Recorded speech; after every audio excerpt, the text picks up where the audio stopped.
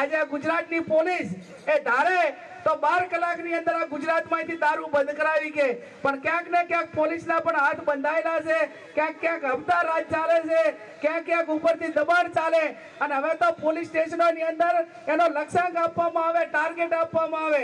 જે પોલીસ વિભાગમાં વધારે વેચાય ને એને અભિનંદન આપવામાં આવે છે. આ પ્રમાણેનો અત્યારે કાયદો ને વ્યવસ્થા આ ગુજરાતની અંદર ને ધાનેરાની અંદર કથળેલું છે. તો એની સામે આપણા પ્રજાએ અવાજ ઉઠાવવાનો છે.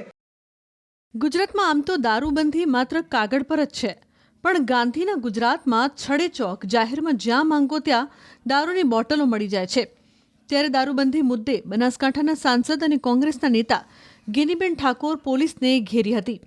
ગેનીબેન ઠાકોરે કોંગ્રેસની જન આક્રોશ યાત્રા દરમિયાન પોલીસ પર નિશાન સાધ્યું અને સણસણતા આક્ષેપ કર્યા કે ગુજરાતની પોલીસ ધારે તો 12 કલાકમાં દારૂ બંધ કરાવી શકે, પણ તેમના હાથ બંધાયેલા છે. પોલીસ વિભાગમાં હપ્તારાજ ચાલતા હોવાના પણ ગેનીબેન ઠાકોરે આક્ષેપ કર્યા હતા. આજે ગુજરાતની પોલીસ એ ધારે તો 12 કલાકની અંદર આ ગુજરાતમાંથી દારૂ બંધ કરાવી કે પણ ક્યાંક ને ક્યાંક પોલીસના પણ હાથ બંધાયેલા છે, ક્યાંક હપ્તા રાજ ચાલે છે, ક્યાંક ઉપરથી દબાણ ચાલે અને હવે તો પોલીસ સ્ટેશનોની અંદર એનો લક્ષ્યાંક આપવામાં આવે, ટાર્ગેટ આપવામાં આવે. જે પોલીસ વિભાગમાં વધારે વેચાય ને એને અભિનંદન આપવામાં આવે છે. આ પ્રમાણેનો અત્યારે કાયદો ને વ્યવસ્થા આ ગુજરાતની અંદર ને ધાનેરાની અંદર કથળેલું છે. તો એની સામે આપણા પ્રજાએ અવાજ ઉઠાવવાનો છે. ગુજરાતમાં આમ તો દારૂબંધી માત્ર કાગળ પર જ છે, પણ ગાંધીના ગુજરાતમાં છડે ચોક જાહેરમાં જ્યાં માંગો ત્યાં દારૂની બોટલો મળી જાય છે. ત્યારે દારૂબંધી મુદ્દે બનાસકાંઠાના સાંસદ અને કોંગ્રેસના નેતા ગેનીબેન ઠાકોર પોલીસને ઘેરી હતી.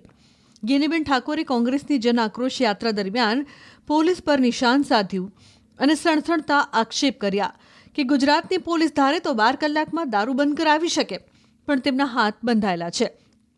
પોલીસ વિભાગમાં હપ્તારાજ ચાલતા હોવાના પણ ગેનીબેન ઠાકોરે આક્ષેપ કર્યા હતા.